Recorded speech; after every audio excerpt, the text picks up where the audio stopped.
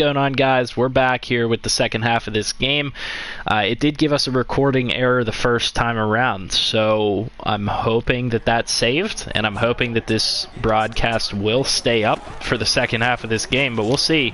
The Browns are going to try to score here before half. If you guys caught the first part of this game, we're coming in with 50 seconds left.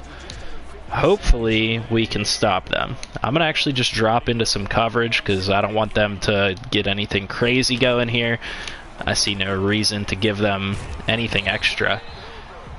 You know, maybe they could get a field goal, but, you know, I'm not going to be too upset if they do end up getting a field goal here.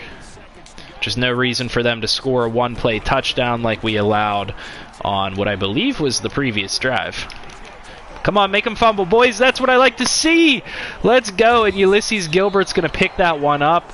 And it was Alex Highsmith that forced the fumble on that play. Let's see this one more time. Alex Highsmith gets to Baker Mayfield.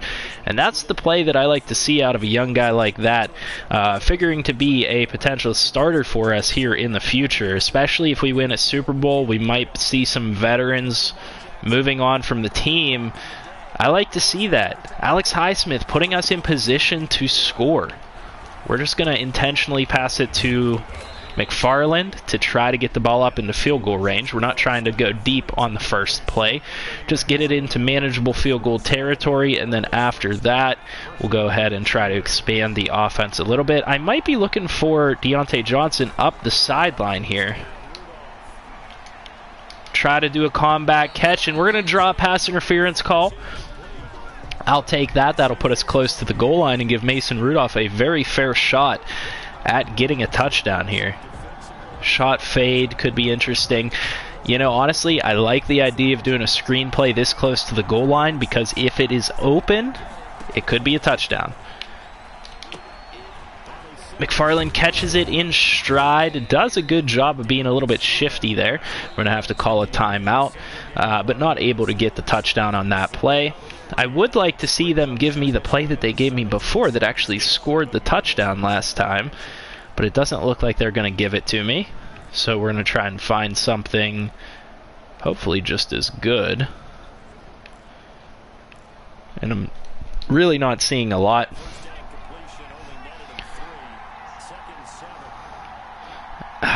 Gosh, we're going to put Deontay Johnson on a slant for a little bit of extra security. And I had Deon Cain and I was throwing to him in the back of the end zone. It did not want to give me the pass. We were getting hit as we threw. I'm really not liking what they're giving me here on the play sheet. Can you guys give me something better? Something to the end zone. McFarland, go on a streak here. Maybe you'll get open. Deon Cain actually catches the football, and he comes down with the possession catch animation falling into the end zone. Mason Rudolph going to throw for 3 touchdowns in the first half here and give the Pittsburgh Steelers a touchdown lead going into the locker room. 9 seconds left. I can't imagine anybody having an easy score with 9 seconds left. We're going to play some good coverage. And I'm going to answer a message from the commissioner here real quick. Alrighty, boys. And 6 seconds left. I'd imagine they're just going to run the ball out here. Yeah, 3 running backs set, 2 tight ends. They might even just be kneeling it. And I mean, I guess I'll go with a nickel. I'm always worried about them doing some wonky crap and faking it, but it's going to be a kneel here. And they're going to take it to half. Man, I can't believe Alex Highsmith, of all people, is the one to force that fumble on Baker Mayfield. Baker Mayfield chose not to slide. I don't know why he chose not to slide, but he chose not to slide there. And Highsmith is able to get to him, force the fumble, and put us in good position to get a touchdown before half. So we're going to take a 21-14 lead going into the half here. I'm going to skip the presentation. And we're getting the ball to start the second half, so we have the potential to take a 2-score lead with the backup squad. Anthony McFarland going to just take the ball to the edge, pick up a couple extra yards for the offense, give us a little extra room rather.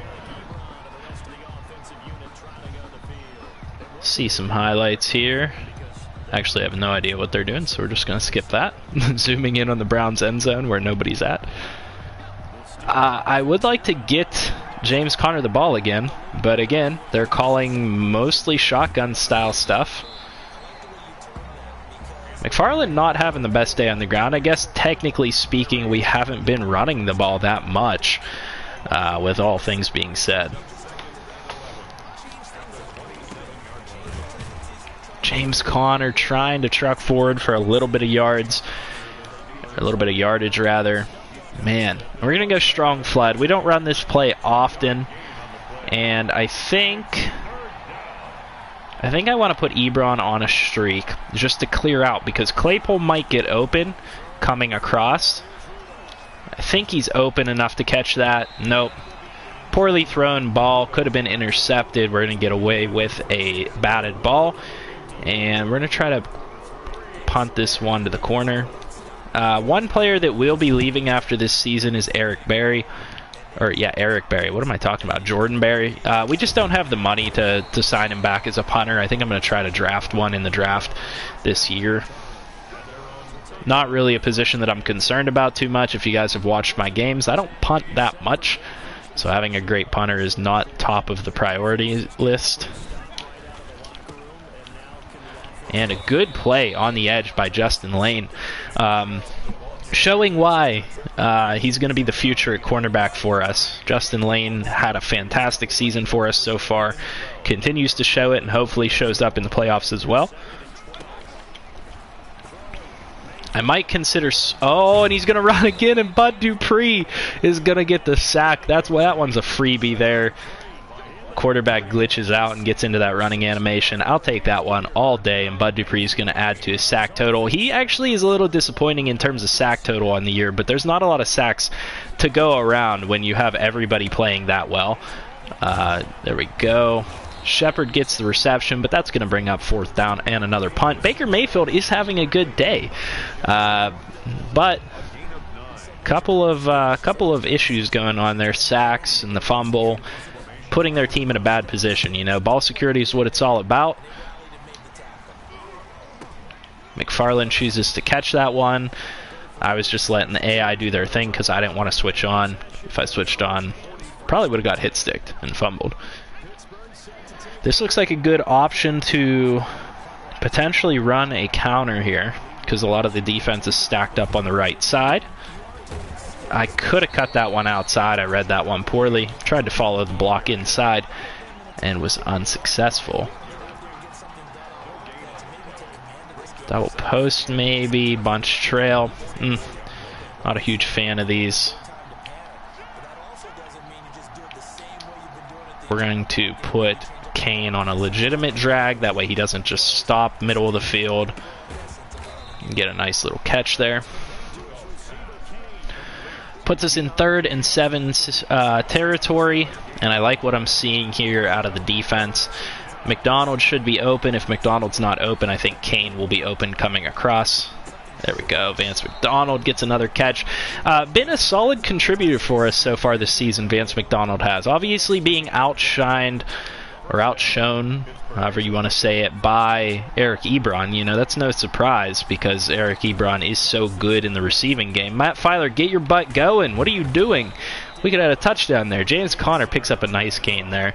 And I believe he's over 1,000 yards on the season, if I'm not mistaken. He was at 965, so that rush right there, I think, put him right at 1,000 yards. We are going to be continuing to try to rush with him, though, just to try and cap it off and make sure that he does cement that 1,000 yards. James Conner actually in this formation and is going to pick up about a yard. 9 rushes, 36 yards. Might as well go with another halfback dive. We don't need to do anything risky down here, up by a touchdown. Coming away with a field goal would be a win. Obviously, we want the touchdown, but no need to risk anything. You know what I mean? We could go cross wheels here. We could go flood. I like the idea of going flood and flipping it if we have time, because Deontay Johnson might be able to get to the back corner of the end zone over there. We shall see. Great catch by Deontay Johnson, and an even better throw by Mason Rudolph. What a beautiful dot to the back corner of the end zone. And I'm sorry, but I got to watch that again because this kid is having a day. Look at these passes from Mason Rudolph. What a beautiful lead ball over the defender to the back of the end zone. Deontay Johnson over the shoulder catch. Nothing harder to do than that. And gets both feet down in bounds with a guy draped all over him. That's a fantastic play there by Deontay Johnson. I can't say enough about how well Mason Rudolph has done in his limited amount of time for this team this season, but I'm excited to get him on the field in the future. Obviously, that depends on what Ben Roethlisberger is going to do with the rest of his career. We shall see. You know, he could retire. If he goes off with a Super Bowl, I could very much see him retiring. You know, he cements his legacy with a third Super Bowl, but we will see.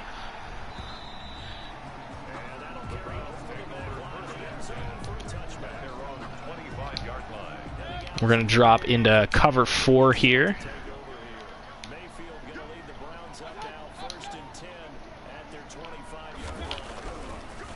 Spin move with J.J. Watt. And what is Mayfield doing? Mayfield is just like running right now.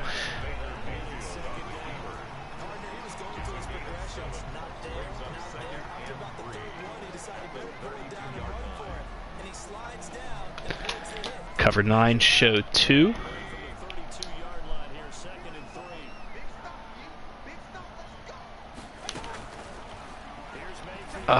And you know what? We're getting close on the pressure here. Mayfield finally makes a good throw there. Cover 6 invert.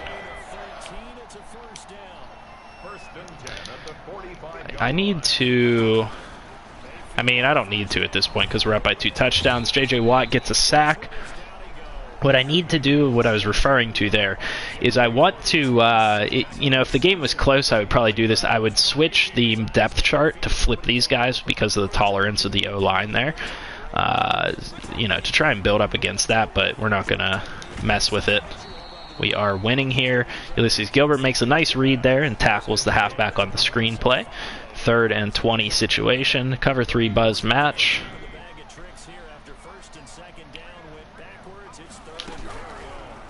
Great move. We're going to force him to roll out again.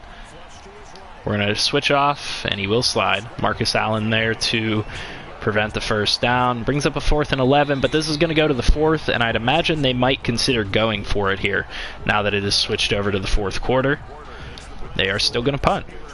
I don't know what, excuse me, I don't know what their playoff situation's like. I don't know if they have a shot or not, to be quite honest with you guys.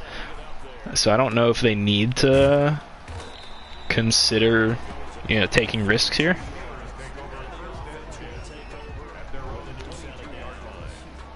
So inside zone.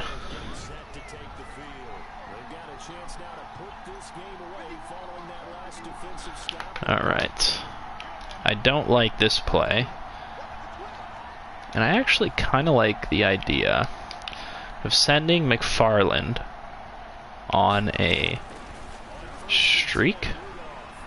We're going to throw that one away. We're going to call for a penalty. I thought we might have somebody break open, but they were in good man coverage there all the way. Intentional grounding on Rudolph. Honestly, that was just kind of dumb. I should have never even tried to do that considering where we're at in this game. Probably should have just ran the football. So I want to... No, I don't want to take another risk. There's no need. Just run the football, eat some clock. And honestly, we're actually going to put chew clock on. They are going to give us a pass play here.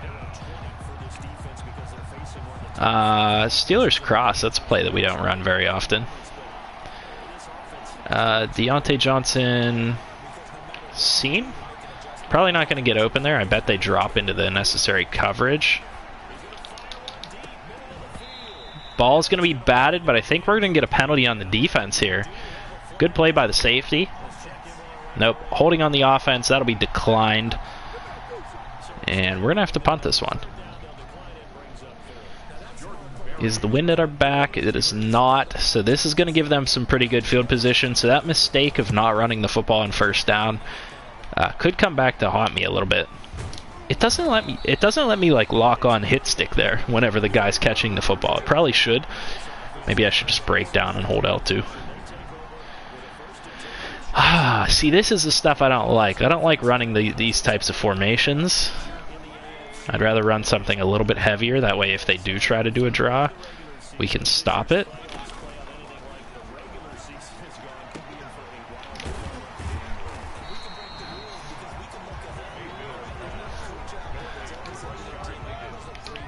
Alright, and I like the idea of a blitz. We'll move Edmonds just down to cover this guy a little bit closer. And man, oh man, and they did the same thing that they did to us earlier. That's twice now. OBJ burns us on that slant. You know, the zone coverage was working for us. We go away from it, and they beat it. We need to just avoid calling man coverage as much as possible. They're beating that man, or better yet, I just need to make an adjustment and put a faster DB on OBJ, to be quite honest. Probably Nelson. Nelson should probably be matched up on OBJ just about every time. We have not done a halfback screen to the right side. I'm not sure I like the idea of doing this at Myles Garrett. You know, and they had the chance to block him. Not that it mattered, because we got past him anyway and picked up 10 yards. Thought it was a little bit silly that there were 3 guys there and nobody tried to chip Myles, though. Big hole there. Anthony McFarland adds to his total on the day. Sluggo seam could be good. I'm not doing a quarterback draw with Mason Rudolph. I don't know where that's coming from. Avoid that at all costs, that's for sure. Zone week could be good. I'm gonna go with the counter. Oh, there we go. Good broken tackle by Connor. Gets hooked up by the second safety. And this is where we just keep making our money, essentially just keep eating the clock.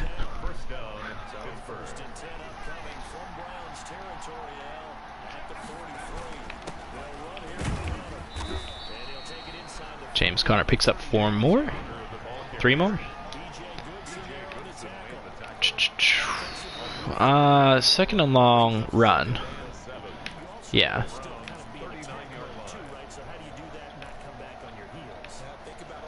I really don't like what it's giving me.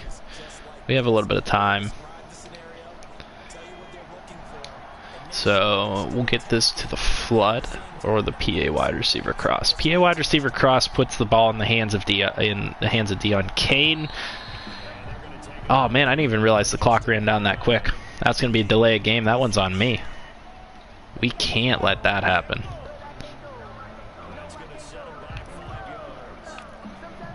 This thing really likes giving me screenplays a lot.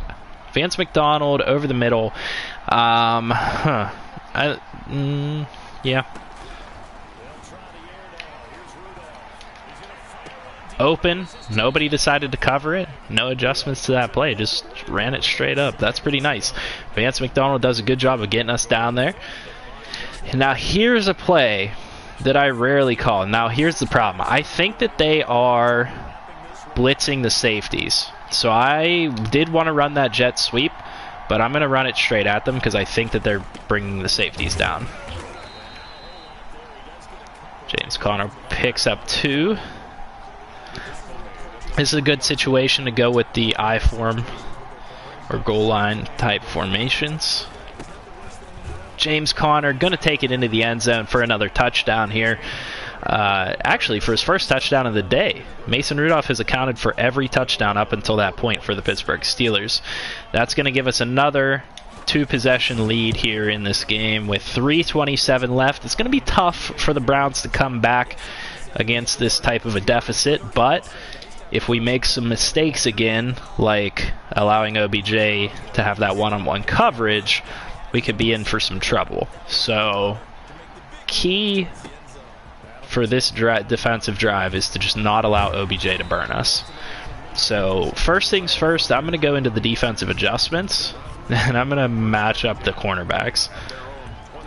Coaching adjustments, cornerback by overall. I think by speed. No, by overall. Because by speed could put somebody that's fast, that's like lower on the team, up against him. This should automatically put, yeah, that puts Steven Nelson up against him. Solid tackle there by 32. Is that Antoine Brooks Jr.?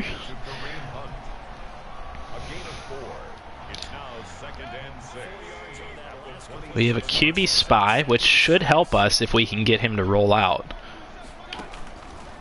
Oh, and we did a good speed rush there, but he found a receiver quick. Not too often that I get that speed rush to work with Bud Dupree. I was kind of excited that I got that to work. Now I'm disappointed.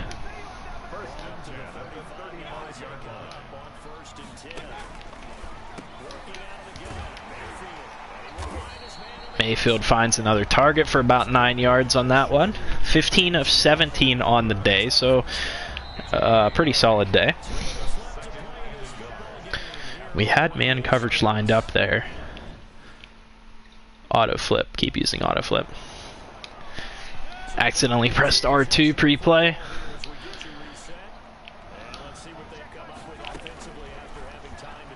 Good speed rush. And Ulysses Gilbert going to make the tackle, assisted there by Steven Nelson.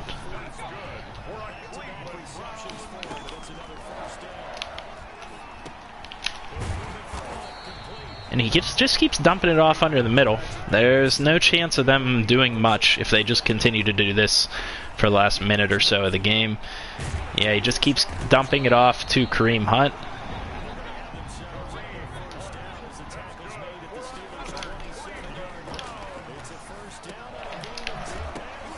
Oh, and we get the fumble. Good hit stick there. I'm not sure who I hit him with, but Ulysses Gilbert is going to get the turnover, or the recovery rather. And that just about seals it here. I don't know if they're going to use their timeouts or not. James Conner. They are going to use their timeouts, so we will have to run it a couple times. But a great run there by James Conner. Found a hole, got 10 to 12 yards. And that just about does it. That seals up a very solid season here for the Pittsburgh Steelers, 15-1, capping it off with a 35-21 win, essentially completely with the backups. I mean, yeah, I think we had, you know, of the starters, probably the best one is J.J. Watt, but he really didn't do too much in this game.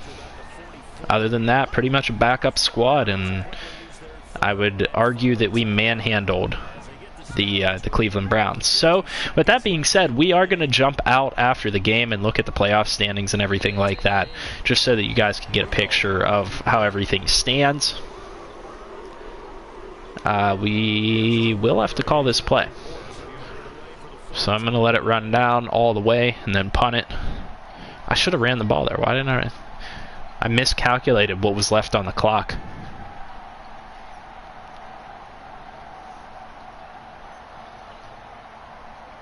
And hopefully nobody else joins, because the little square that pops up in the top right covers my view of the play clock.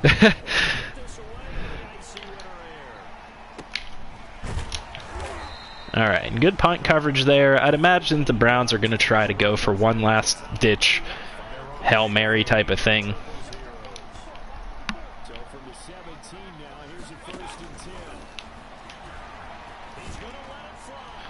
Just let the defense do what they do. Steven Nelson's going to come up with the interception, and that'll seal it. Nice interception, nice way to cap off the season for the Pittsburgh Steelers. Heading into the playoffs, we'll see who our matchups are. We will have the first round bye. I'll take you guys to the standings once this loads out. I hope you guys enjoyed, and I hope you guys enjoyed how I presented this season to you. I'm sure most of you probably wanted to see more games, and I think that we are going to do more games as we move forward. But you know, from time to time, what ends up happening is I play these games while I'm in parties with my friends, and it gets kind of hectic when everybody's playing their games at once and they're yelling and shouting and stuff. And I want it to be a good viewer experience for you guys. So, you know, sometimes the games don't end up getting presented. With that being said, let's go ahead and hop out here. We will avoid those upgrades for a second.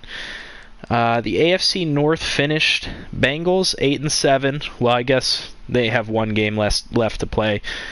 Browns 7-9 and Ravens 5-10. So really a very unlikely outcome there for the AFC. Or rather, the AFC North. The standings in the AFC are as follows. The teams that have clinched are the Steelers, the Chiefs, the Colts, and the Chargers. And then the teams that are, you know, looking at playoff spots are the Bengals, Titans, probably Jaguars, Browns, and Broncos here. 7-8.